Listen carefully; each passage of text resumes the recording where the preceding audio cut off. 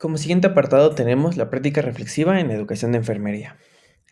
Para entender este punto, primero hay que entender un poco de historia, entonces vamos a retomar a dos ponentes que son muy importantes para este mismo, los cuales son John Dewey y Donald Scott. Empezando por el lado izquierdo tenemos a John Dewey, el cual fue un pedagogo, psicólogo y filósofo estadounidense. Este mismo propuso varios conceptos, uno de ellos fue el pensamiento reflexivo. A él mismo lo denominó como el proceso activo y sirve en el que se evalúan las creencias que se consideran a consecuencia de las ideas, es decir, que toda acción tiene una reacción. Y Dewey consideraba que el aprendizaje es un proceso continuo, acumulativo y que la educación debe promover la reconstrucción de la experiencia.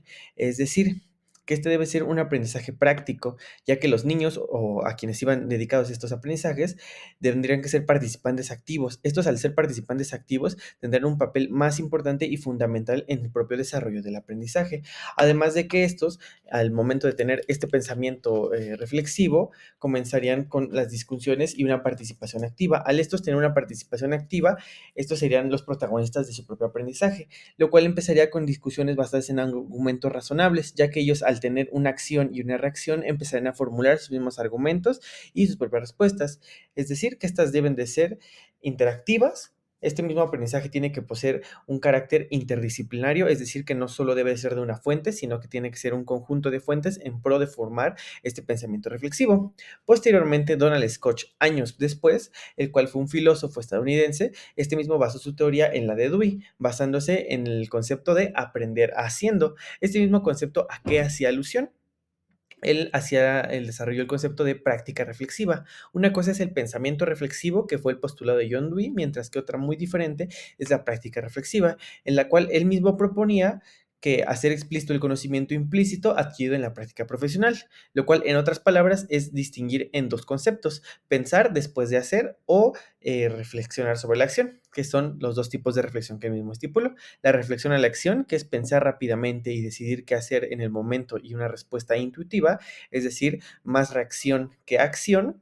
Y la reflexión sobre la acción, la cual se basaba en tomarse el tiempo después de una situación para analizarla y decidir qué se haría diferente en el futuro. Es decir, pensar antes de hacer o pensar después de hacer. Y la otra era pensar mientras se hacía. Continuando con estos apartados, tenemos varios conceptos. Uno de ellos es que John Dewey, como docente, estipulaba que este era un rol de dos personajes, el docente y el estudiante, donde se determinaba que el pensamiento reflexivo es un proceso de aprendizaje y enseñanza continuo, es decir, que este va siguiendo y siguiendo y siguiendo. Como hemos visto en clases anteriores, educación empieza con lo que termina, que es educación. Entonces, este aprendizaje continuo y enseñanza eran de un carácter complejo, lo cual requerían la capacidad del paciente y del individuo de ser crítico, es decir, que se tenía que desarrollar un pensamiento crítico y analítico, tanto el docente como el estudiante, donde si no se ocurrían estas mismas vivencias, el docente carecía de ciertas aptitudes y al no ser un docente reflexivo, este quedaba preso ante la rutina, es decir, era muy cuadrado, lo cual lo hacía inflexible ante nuevos estímulos o nuevas formas de aprender, lo cual lo hacía más susceptible al desgaste tanto físico y emocional, puesto que al ser tan cuadrado y al negarse a tener estas aptitudes, el docente no tendría la capacidad de mejorar. Es por ello que John Dewey estipulaba que el docente tenía que tener la capacidad de adaptarse. Una vez que el docente tenga esta capacidad de adaptarse, este mismo lo usaría para fortalecer la toma de decisiones, puesto que en este aprendizaje reflexivo, el estudiante es más el protagonista que el docente, siendo que el docente tendrá que desarrollar aptitudes de tolerancia y aceptación, lo cual convertiría a nuestro docente de pasar de ser un controlador del aprendizaje, es decir, la persona que brinde todo este conocimiento unidireccional, a un facilitador del aprendizaje, siendo que este es el guía que nos acompaña a nosotros como estudiantes en desarrollar este mismo pensamiento crítico y pensamiento reflexivo. De igual manera, el estudiante quedaba con sus papeles en que pasaba de ser un recipiente pasivo, es decir, de recibir únicamente el conocimiento a ser un participante activo. Como yo había comentado anteriormente, Dewey estipulaba que el estudiante tenía que poseer este pensamiento crítico y, como dije, el ser el protagonista de su propio aprendizaje. Es decir, que este tenía que ser aquel que desarrolle esta capacidad de ser crítico y de buscar aprender. Es decir, que el docente tenía que tener diferentes aptitudes. Una de ellas era la autoconciencia, es decir, el ser capaz de distinguir de su propio ser y del ser del estudiante, la autoindagación, esa capacidad de desarrollar, de querer investigar, como dije, de capacidad de adaptarse, y la autorreflexión, y que como dije, un docente que se niega a la reflexión va a pensar que las cosas son muy cuadradas. Un ejemplo muy claro es cuando algún docente realiza una prueba o un examen y más del 90% del grupo reprueba o saca una mala nota, es decir, el docente podrá pensar que a lo mejor el grupo está mal y esa será una respuesta cuadrada, es decir, una respuesta que se niega a la autorreflexión. Entonces, si el docente se aceptara la reflexión, se estipularía que justamente si por algo el 90%, que es más de la mitad, es que algo el docente está haciendo mal o no sería necesariamente su culpa, sino que es partícipe de. Como hemos visto en este pequeño esquema, todas estas piezas forman un conjunto de pensamiento reflexivo. Mientras que el alumno tiene que ser una persona que tenga que desarrollar la autodirección, es decir, no solo el docente le va a servir todo en bandeja de plata, sino que el mismo alumno va a ser el que va a encaminar su conocimiento hacia lo que él quiere hacer. La autorregulación, el mismo estudiante va a tener que tener esta capacidad de definir hacia dónde quiere dirigirse, ligada a la anterior, la autodirección, y qué es lo que va a hacer y no va a hacer para llegar hasta ese punto. Y la autorreflexión, que es el concepto que basan ambos ponentes, el docente y el estudiante. Aquellos que no sean capaces de hacer una reflexión intrínseca van a fallar en este proceso continuo de aprendizaje y enseñanza, puesto que a la vez que se enseña, también se aprende. Ambas partes aprenden y siendo esta una educación bilateral, más no unilateral, como se tenía estipulada anteriormente. Dentro de los diferentes postulados tenemos qué es la práctica reflexiva según diversos autores. Empezando con el primero, tenemos que Cruikshank y Applegate determinaban que el pensamiento reflexivo o la práctica reflexiva es un proceso que ayuda a los docentes a pensar en lo sucedido, por qué sucedió cierto evento y qué más pudo haber hecho para alcanzar ciertas metas. Del otro lado tenemos a Osterman y Kottpak. En el 2004 estipularon que la práctica reflexiva es un proceso sistemático y comprensivo de recolección de información, enriqueciendo el diálogo y el esfuerzo colaborativo. Y finalmente tenemos la definición de Leslie, que estipulaba que la práctica reflexiva es la capacidad de pensar de manera creativa, imaginativa, eventualmente autocrítica acerca de la práctica pedagógica. Como podemos ver, son definiciones bastante diversas, pero realmente todas conservan un mismo estructura, que es que son un proceso y una capacidad que tiene que desarrollar el individuo, no únicamente el docente, sino también el estudiante, en pro de recolectar información, trabajar con la misma información y eventualmente una autocrítica o autorreflexión, que es justamente lo que comentaba que tenían que tener nuestros docentes y estudiantes para ser partícipes de la reflexión. Ahora, nos lleva al siguiente punto, que es qué necesito para ser practicante de la reflexión o cómo se lleva a cabo esta reflexión. En este caso yo lo dividí en tres postulados, que son los siguientes. Como primer postulado tenemos que para nosotros ser practicantes de la reflexión de una forma adecuada y correcta, la búsqueda constante de información. ¿Esto por qué? Porque la búsqueda constante constituye una exploración activa.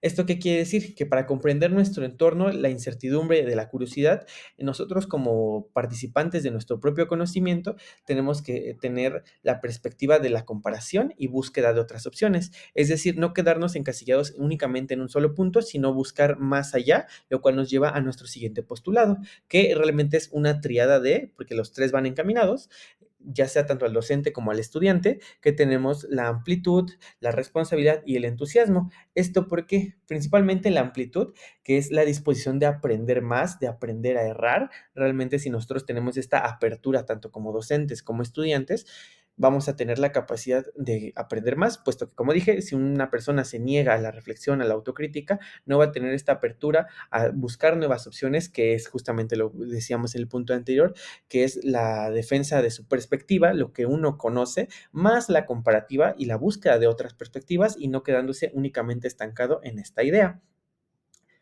La responsabilidad hace alusión a que es la capacidad de reconocer que nuestras decisiones afectan a otros. Uno como docente, en el ejemplo anterior que yo había dado, de que un docente da una ponencia, da un examen y el 90 del grupo reprueba, realmente algo está pasando mal en este proceso de aprendizaje. Entonces, el docente se tiene que ser responsable de las actitudes tanto de sus estudiantes, porque por algo está errado, y lo mismo, como vimos, el estudiante ya no va a pasar a ser un recipiente pasivo, sino va a ser un participante activo en este proceso, por lo que es importante que el mismo estudiante sea responsable de su conocimiento. No todo va a quedar en manos del docente, sino que él también tiene que poner su grano de arena para que justamente su conocimiento sea autocrítico. Él mismo tiene que ir desarrollando.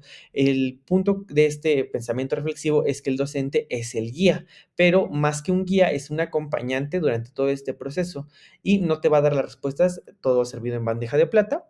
Y el entusiasmo, esto va ligado principalmente tanto al docente como al estudiante, puesto que una persona entusiasta, una persona carismática que realmente tenga esta capacidad de verle el lado positivo a las cosas y de no negarse únicamente a que está mal, está mal y está mal, va a ser una persona que justamente va a tener esta mayor capacidad de afrontar los problemas, así como vengan una persona entusiasta, una persona capaz y consciente de que las cosas pueden variar, no va a negarse justamente a cerrar este conocimiento, a buscar otras alternativas, a defender su perspectiva y compararla con otras, a tener esta amplitud y esta disposición de aprender a hacer más, aprender a hacer las cosas y de aprender a errar, porque justamente aprendiendo se fallan. Entonces es importante que estas tres vayan juntas, lo cual nos lleva a nuestro siguiente postulado, que es la autorreflexión, la investigación continua y la resolución de conflictos.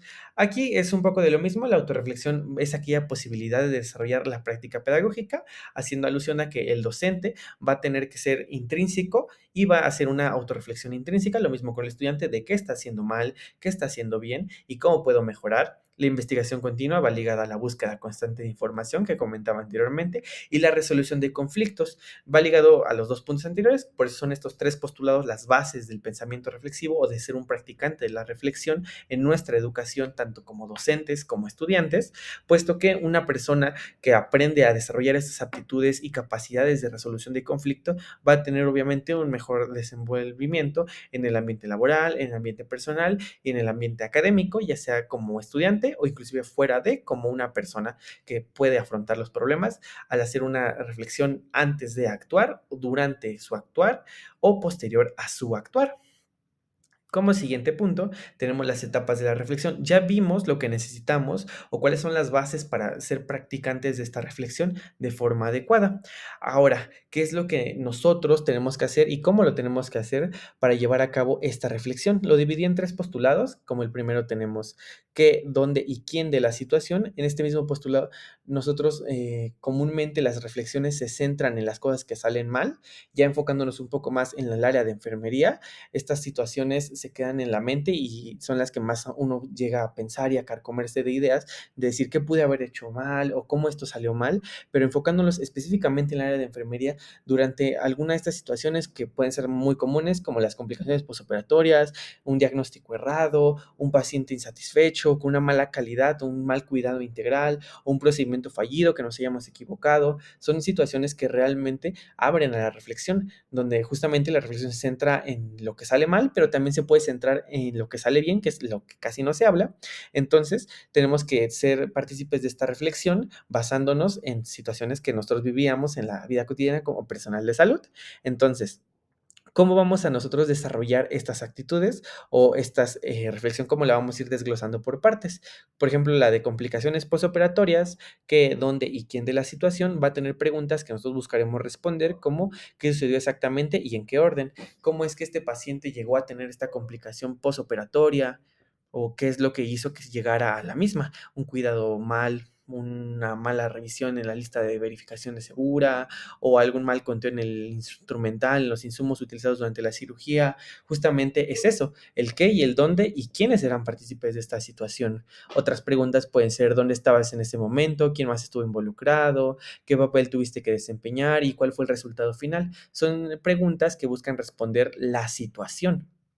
Como siguiente apartado tenemos cómo te hizo sentir y tu estado emocional, porque como hemos estado viendo durante esta carrera en general, la salud es el equilibrio biopsicosocial del individuo, no únicamente la ausencia de enfermedad. Es decir, que también están estos aspectos anímicos y emocionales que tiene que tener una persona. Entonces, ¿qué buscamos responder en este punto? ¿Qué te pasaba por la cabeza y cómo te sientes al respecto? ¿Sentiste miedo, confusión, enojo, temor? Realmente estas preguntas van un poco encaminadas a, como dije, el pensamiento se puede dividir en antes, durante y después del actuar. Entonces, justamente, ¿qué es lo que tú sentiste mientras esta situación pasaba? En el diagnóstico erróneo, a lo mejor la presión, a lo mejor algo tenías, pensamientos externos. Entonces, realmente, ¿qué es lo que tú sentiste? ¿Cómo esto te hizo sentir? ¿Y qué es lo que tú puedes hacer? Como siguiente postulado tenemos por qué sucedió, dándole un sentido a la situación. Buscaremos responder preguntas como las que son cómo interactuaron la situación y usted y los demás en ese momento, salió bien la situación o había un margen de mejora. Justamente es, como su propio nombre dice, el por qué sucedió y darle un sentido a la situación, es decir, ya lo hecho, hecho está, ya sea para bien o para mal. Como hemos visto, estas reflexiones se pueden centrar en cosas buenas, aunque en su mayoría se centran en cosas malas que nos llegan a pasar, pero realmente una vez que ya sucedió, pues no podemos hacer nada para cambiarlo. Es por ello que, ¿qué podemos hacer para mejorarla? ¿Habrá algún margen de mejora? ¿Habrá algo que podamos hacer?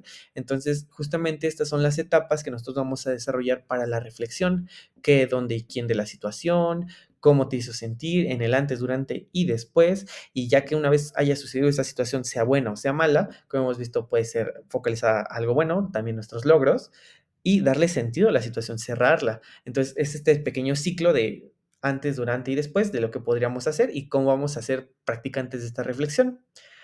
Ahora, hay otras 2 etapas. La primera es, ¿podría haber hecho algo diferente? Esta etapa o esta pregunta principalmente se va a basar en justamente lo que ya pasó. Entonces, si nosotros, teniendo el ejemplo de una complicación posoperatoria, pudimos haber hecho algo diferente para que esto pasara, quizás ya no podemos hacer mucho con esta situación, puesto que ya escaló, pero podemos hacerlo en pro de que ya no vuelva a surgir, de que estas situaciones ya no se den con frecuencia, buscando responder preguntas como, ¿cómo habrías gestionado la situación de otra manera? ¿Hay algo que podrías haber intentado para mejorar la situación? ¿O algo que hiciste que fue particularmente importante? El ejemplo a lo mejor de un mal procedimiento, nosotros estábamos nerviosos, algo que pudimos haber hecho, al momento de canalizar a un paciente lo canalizamos mal, terminamos perforando la vena y se infiltra nuestro medicamento. Entonces, algo que pudiéramos haber intentado es respirar, tratar de calmarnos, los nervios de realizar procedimientos nuevos, o inclusive ya uno teniendo la experiencia, nunca se desaparecen estos nervios. Entonces, justamente son esas ideas de qué podríamos haber hecho. Ahora, esto nos va a dividir en 2 preguntas o 2 vertientes, que es, ¿qué harías diferente en el futuro y cómo practicaría o cómo cambiaría esto tu práctica? Si nosotros como practicantes de la reflexión, ¿qué haríamos diferente en la próxima situación? Okey, siendo el mismo ejemplo de un proceso errado de la venoclisis de un paciente, entonces al momento de realizar la punción salió mal, se infiltró, ¿qué pudimos haber hecho diferente? Respirar, calmar, corroborar los materiales, a lo mejor nos faltaba un tegadero y por eso salió. Entonces, realmente son cosas que podemos actuar en pro de que no vuelvan a suceder. Y la otra pregunta que tenemos es, ¿qué sucede cuando esto se pone en práctica? Si nosotros vemos o realizamos esta reflexión, vamos a notar cambios, ya sea tanto positivos como negativos. Realmente el aprendizaje o lo que yo quiero que quede claro es que ustedes recuerden que no siempre tienes que aprender de tu propia experiencia. Es decir, no te centres únicamente en lo que tú vives, sino aprender de los errores y de las virtudes de los demás. No nos encasillemos únicamente en que los errores son situaciones a reflexionar, sino también lo positivo, cómo podemos maximizar estas acciones positivas. Es decir, reflexionar sobre las situaciones que has presenciado, que hemos vivido, que hemos observado con algunos de nuestros compañeros para comprender por qué sucedieron las cosas y cómo esto puede influir en nosotros, ya que nuestro entorno va a afectar a cómo nosotros nos desenvolvamos y cómo seamos practicantes de esta reflexión. Siendo así que terminamos con este pequeño video que realmente no carga muy bien porque pues estamos en una presentación grabada, pero justamente era una persona confundiendo y poniendo en práctica todo este proceso de la reflexión porque tenemos que pensar en el antes, en el durante y en el después de la misma. Entonces, sí es fundamental que nosotros pensemos bien en cómo hacemos esta reflexión y en cómo hacemos las cosas, siendo así donde termina este primer punto, lo cual nos lleva al siguiente punto, que es el aprendizaje basado en problemas. Para definir el aprendizaje basado en problemas, tenemos el siguiente concepto.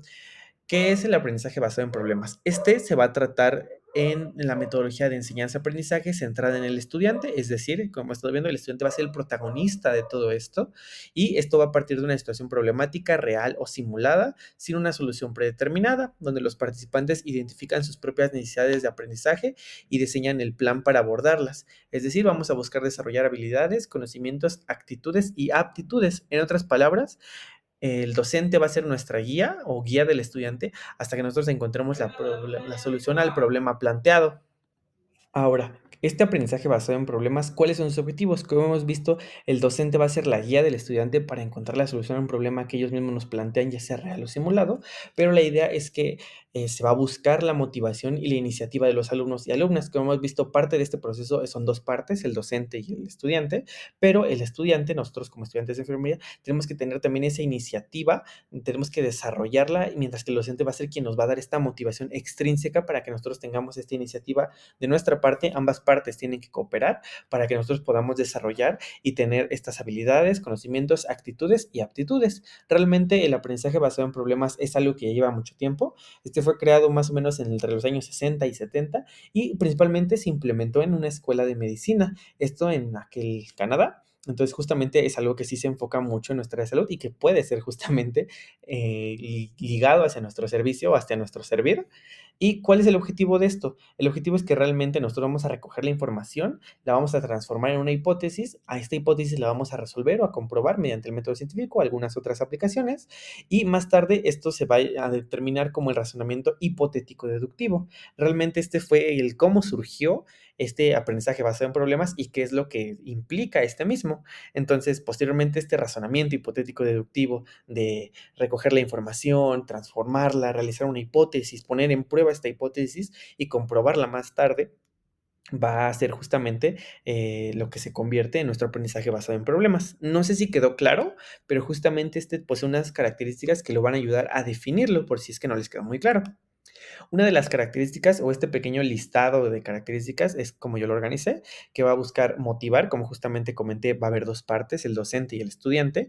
El docente va a ser quien se va a encargar de motivar al estudiante, de ser esta guía y van a tener decisiones razonadas. Como comenté, estos participantes van a tener que analizar la información, recopilarla, entonces van a tener que desarrollar este pensamiento crítico, van a incorporar objetivos, es decir, resolver el problema, qué queremos resolver del problema, cómo es que este problema central va a ser el desglose de nuestros objetivos y nuestras ideas. El nivel de complejidad es algo que voy a explicar un poquito más adelante, pero en sí consiste en que estos problemas sean acorde al nivel que nosotros tenemos como individuos, ya que no le vamos a dar a un individuo que no posee las aptitudes, capacidades, conocimientos adecuados para un problema complejo, un problema de tal calibre.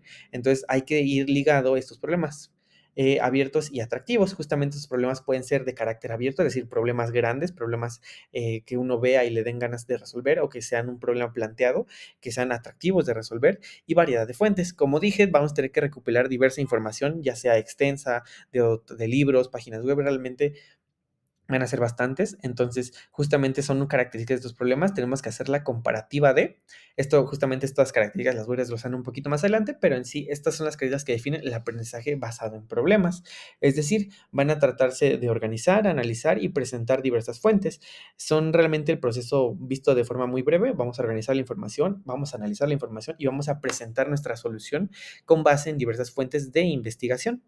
Ahora, el primer punto que yo quiero desglosar es el nivel de complejidad. Para ello yo tengo un pequeño esquema que me gustaría que vieran. En este caso es un poco extraño de explicar, entonces para ello hay dos vertientes, que son dos vertientes que van a favorecer o van a contradecir a nuestro aprendizaje basado en problemas. El primero es el grado de estructuración del problema, es decir, como dije, este puede ser un problema abierto, puede ser un problema muy detallado, un problema estructurado con una estructura compleja, bien determinada, o un problema justamente abierto que realmente se puede ir para un lado, para el otro. Y la otra gran vertiente es el grado de dirección del profesor. Como dije, el docente va a ser nuestra guía durante todo este proceso. Entonces, el docente es quien puede controlar a detalles toda esta información, ya sea, como dije, una situación real o simulada brindada por el docente. Entonces, este docente va a actuar como guía para hacer la orientación hacia una reflexión. Entonces, cómo estas vertientes van a afectar a nuestra solución o nuestro aprendizaje basado en problemas.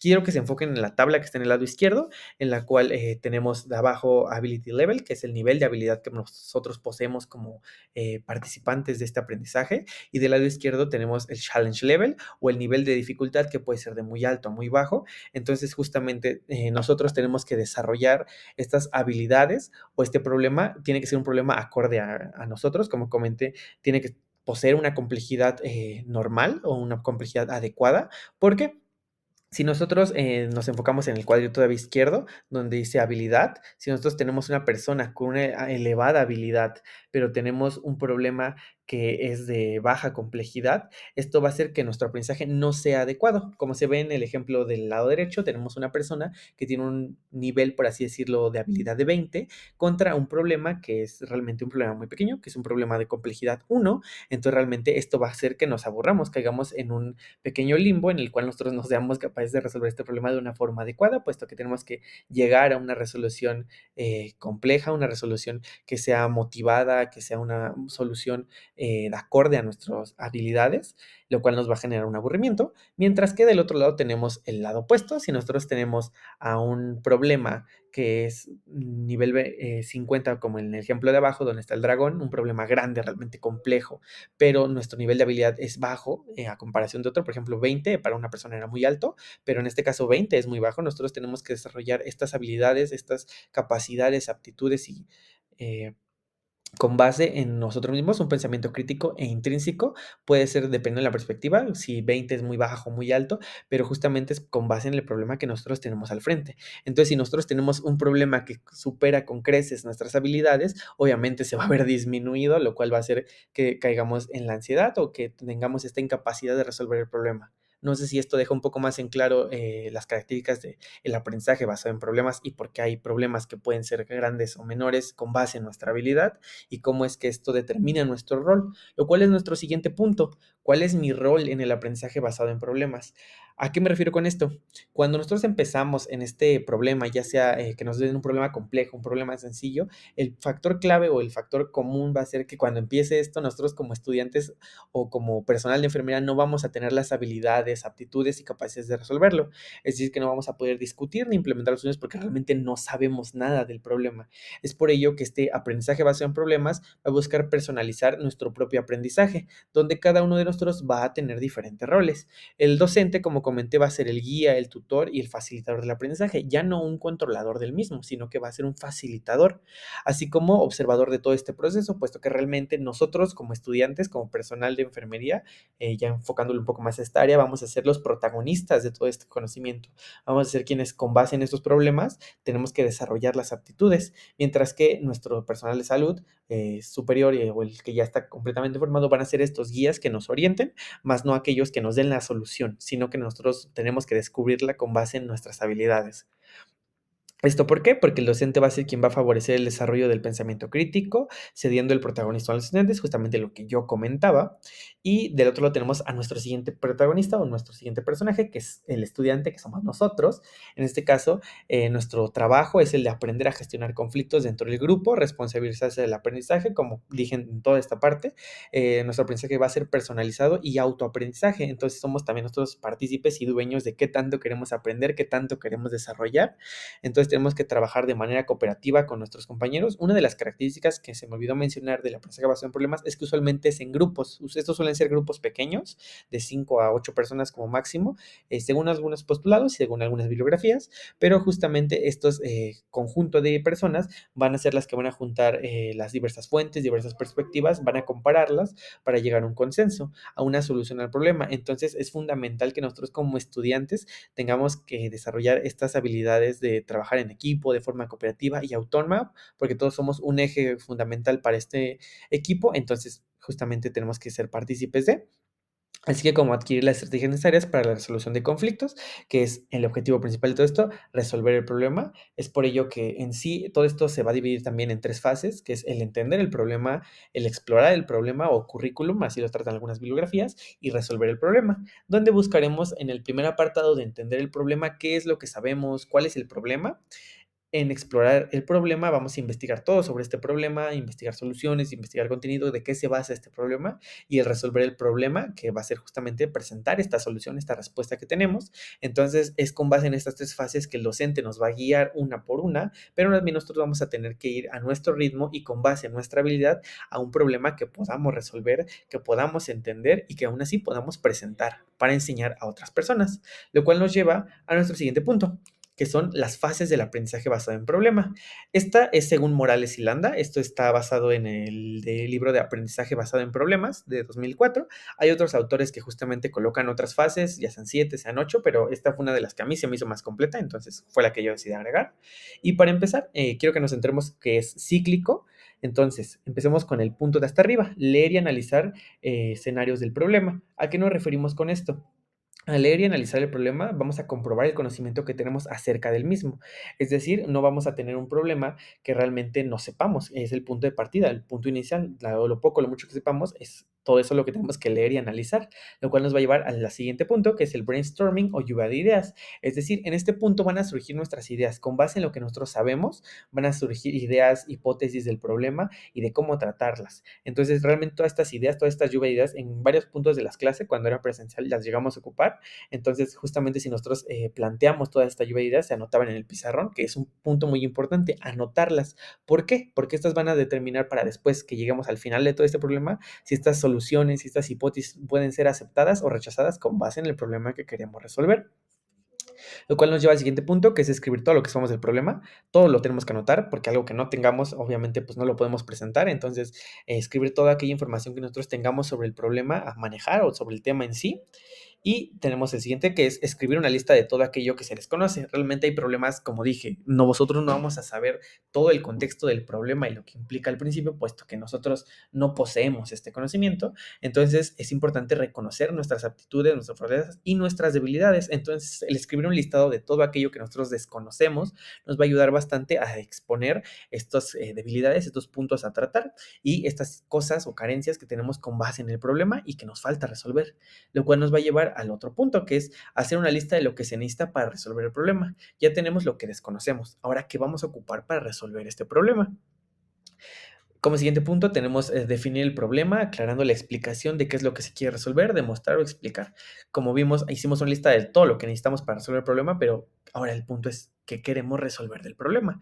Entonces, justamente, si nosotros queremos resolverlo, ¿cómo es lo que vamos a hacer? Como dije, es un pensamiento hipotético, vamos a resolver el problema únicamente, vamos a demostrar el porqué de la resolución de este problema, por qué nuestra solución es la adecuada y explicarla pueden ser las tres, una por aparte, por así decirlo, o las tres en conjunto, lo cual nos lleva al siguiente punto, que es conseguir información y contrastarla con distintas fuentes. Como comenté, son varias personas en un grupo, entonces realmente en la clase hemos visto cuando nos dividen en grupos que cada uno tiene una perspectiva, cada uno tiene una idea, entonces justamente conseguir todo este consenso de información, juntarla y unirla y compararla para ver cuál es la que nos puede ayudar, cuál es la que no, y finalmente la parte final de todo esto, válgame la redundancia, presentar un informe. El nosotros presentar este problema, a nosotros exponerlo, nos va a ayudar bastante porque ya tenemos de cómo estaba el problema, qué es lo que hicimos del problema, cómo lo resolvimos y ahora sí, cómo se lo enseñamos a las personas, cómo es que fue la resolución de este problema.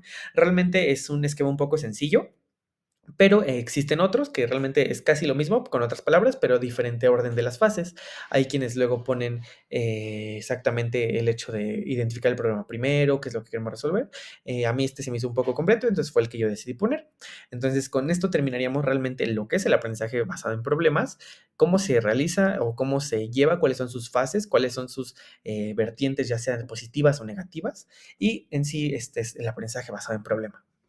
Lo cual nos lleva a nuestro siguiente y último tema, que es la promoción y aprovechamiento del talento en el capital humano. Para esto hay que determinar varias cosas, que son tres conceptos diferentes, que es talento humano, capital humano y recurso humano. Para ello, primero vamos con una pequeña definición. Esta es con base en la OMS, qué es la promoción del talento humano. La voy a leer, que dice, la promoción del talento humano en salud, de acuerdo a la Organización Mundial de la Salud, la OMS, y la Organización Panamericana de la Salud, la OPS, considera un conjunto de políticas y estrategias orientadas a garantizar que los sistemas de salud cuenten con personal suficiente, competente, bien distribuido, motivado y protegido. Implica invertir en la formación inicial y continua, mejorar las condiciones laborales, fortalecer el liderazgo y asegurar la educación, planificación y gestión de los recursos humanos. Su objetivo es lograr servicios de salud eficientes, de calidad, equitativos y resilientes, capaces de responder a las necesidades de la población y de enfrentar crisis sanitarias como la pandemia de COVID-19. Este último apartado es porque justamente esto lo saqué de un documento que era la gestión y planificación del talento humano en salud de 2020 a 2023, justamente en la época del COVID-19, porque se hizo mucho énfasis en este punto, porque, como dije, son tres conceptos: recurso humano, que son aquellas personas que ingresan, permanecen o están en una organización; el talento humano, que es lo que nosotros queremos definir, que es la capacidad, ahí entra la primera parte; el otro eran personas, esto es la capacidad de las personas de comprender de una manera inteligente la manera de resolver problemas mediante una serie de habilidades, estrategias y experiencias, es decir, en pocas palabras, son todas las capacidades que tiene una persona, un recurso humano, para justamente desenvolverse en su área. Y finalmente el capital humano, que este capital humano es el conjunto del talento humano, es decir, tenemos que el recurso humano es individual, es aquella persona que ingresa a una organización, en este caso un hospital o un centro de salud. Esta misma persona, este recurso humano, va a poseer un talento, una capacidad de desarrollar o resolver problemas, justamente por su formación, por sus valores, por sus estrategias, por todo aquel que forma ese factor humano. Por eso es la capacidad que tiene uno, es particular de cada uno, y el capital humano es el conjunto de talento humano. Entonces, si nosotros juntamos estos tres factores, podríamos definir que la promoción del talento humano en salud es que nosotros, de todo este recurso humano que tenemos, este recurso humano posee un talento. Este talento son cosas buenas, cosas malas, cosas humanas de su propio ser.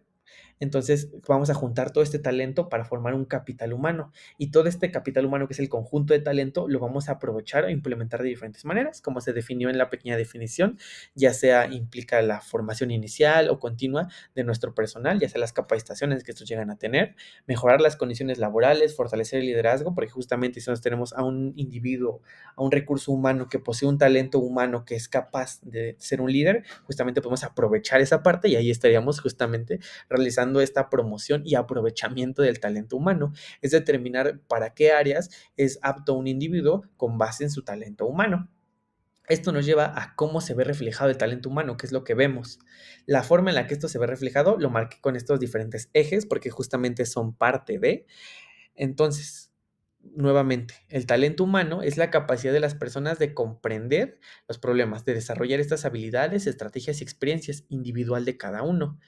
Estos conceptos van a favorecer, empezamos con el eje de hasta la izquierda, que es de la docencia o de, en este caso, el personal ya de base, por así decirlo, que tenemos la que incrementa la motivación y la retención. Si nosotros tenemos un personal que posee un talento humano y aprovechamos ese talento, nosotros lo motivamos, nosotros lo incentivamos de forma intrínseca o extrínseca, vamos a justamente a hacer que este elemento tenga una mayor retención a nuestras capacidades, a lo que le queremos pedir, a que esta persona, este individuo, este recurso humano tenga una mayor retención a lo que nosotros queremos, lo cual nos lleva a la planificación y gestión de estrategias del personal. Si nosotros tenemos un recurso humano que posee un talento humano que es realmente bueno para la implementación de la planificación, para el despliegue estratégico, para justamente toda esta parte de gestión y docencia y administración, entonces esto va a favorecer que nosotros podemos aprovechar este recurso humano que posee este talento humano de planificación, de gestionar, de todo esto,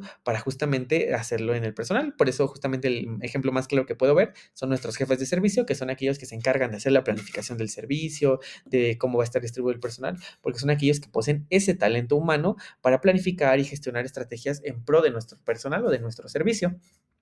El siguiente eje es la formación continua y aprendizaje a lo largo de la vida. Justamente un personal que posea un talento adecuado va a tener o va a requerir de una formación continua. Entonces, si este talento no se cultiva, no se trata, se va a marchitar, por lo que es importante que también tengamos esta retención y este cultivo de nuestro talento humano para tener una formación continua y que realmente siga mejorando, únicamente no solo en nuestro personal de base, sino en también nuestros estudiantes, nuestros pasantes, las condiciones laborales dignas para retención de talento. Si nosotros, va ligado al punto anterior, tenemos un talento y este talento se encuentra en un lugar inadecuado, no va a poder florecer de forma óptima, por lo cual es importante que tengamos unas condiciones, ya sea, quizás no podemos hacer mucho por la infraestructura, nosotros como personal operativo, pero sí como personal operativo podemos favorecer a este ambiente, que justamente son condiciones internas y externas de nuestro desarrollo de nuestra persona. Entonces, justamente si nosotros tenemos un ambiente adecuado, este ambiente con quizás cero tensión, con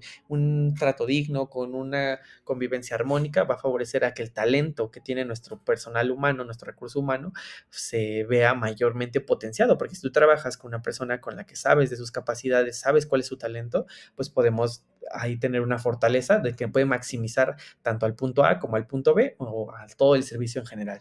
Eso enfocándonos, por ejemplo, en el servicio o en el personal de base, pero también tenemos estos pequeños ejes grises que yo los determiné como el estudiante o como nuestro personal en formación y nuestro talento, que tenemos un concepto muy importante que es la educación dual y prácticas hospitalarias mejoran la preparación. Este punto hace alusión a que primero hay que definir la educación dual, el cual es un modelo formativo que combina la educación teórica en una institución educativa con la experiencia práctica, ya sea en alguna empresa o unidad. ¿A qué me refiero con esto? Ustedes han visto que nuestro sistema es modular, una parte es teórica, mientras que la otra es práctica.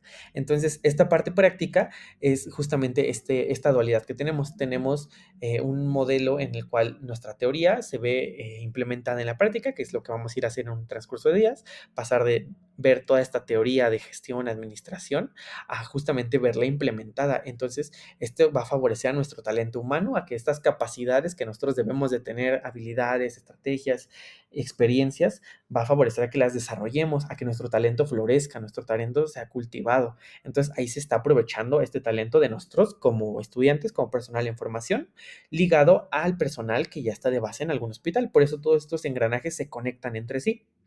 Como siguiente punto, tenemos la mejora de calidad de los cuidados y satisfacción del paciente. Obviamente, si tenemos a un talento que se aprovecha, un talento que es bien cuidado, pues obviamente vamos a tener mejor cuidado, mejor ambiente. Obviamente, pues todo este conjunto de actividades van a favorecer a que la calidad de nuestros cuidados en sí sea un todo y que nuestros pacientes se vean mucho mejor, que tengan un personal que tenga una formación congruente, continua y que constantemente siga en evaluación y en mejora, perdón. Y justamente nosotros como futuro personal, como personas que van a cuidar a las que ahorita están, entonces justamente ahí entra la parte. Somos un personal que está en formación, pero ligado a nuestro personal anterior, vamos a tener una formación continua, vamos a planear estas estrategias que van a favorecer a que nuestro talento humano se vea maximizado y desarrollado. Y finalmente tenemos programas de fortalecimiento en competencias clínicas y liderazgo y mejor inserción laboral. Este va ligado un poco más a la educación dual, porque justamente la educación dual busca que la introducción de estos individuos que son aquellos que padecen de ella o que son educados con este modelo de práctica y teoría, tengan una mejor inserción laboral, porque justamente ya tuvieron esta experiencia previa, ya sea en mayor o en menor medida en sus prácticas, de cómo es un ambiente laboral, de cómo es esta estructura que se posee. Entonces, en pocas palabras, esto es cómo se refleja el talento humano. Traté de resumirlo y sintetizar lo más que pude, pero en sí, este es todo nuestro aprovechamiento del talento humano. Ahora, ya vimos qué es lo que se necesita en la educación de enfermería, cómo es que esta surgió, cuáles son organizaciones que la regulan, cómo es que esta educación se ve con diversas estrategias, con diversas planificaciones, y cómo es que la parte humana o anímica, que es el pensamiento reflexivo, va a favorecer a este desarrollo o a que toda esta educación de enfermería se vea potenciada. Ahora, ¿cuáles son las conclusiones que podemos sacar de todo esto? Justamente vi una frase que me gustaría usar como conclusión, que es la siguiente, que es: la enfermería es un arte, y si ha de convertirse en un arte, requiere de una devoción tan exclusiva, una preparación tan dura como el trabajo de un pintor o de un escultor. Lo que deba hacer el enfermero debe hacerlo de su propio corazón. Florence Nightingale, de Notas de Enfermería, qué es y qué no es.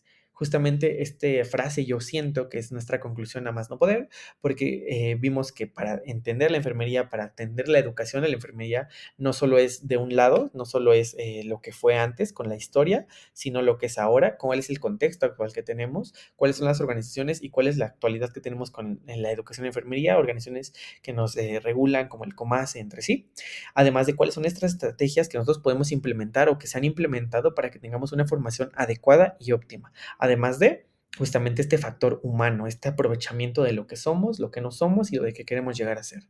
En pocas palabras, esta es nuestra presentación y los dejo con nuestras referencias bibliográficas y muchas gracias por su tiempo.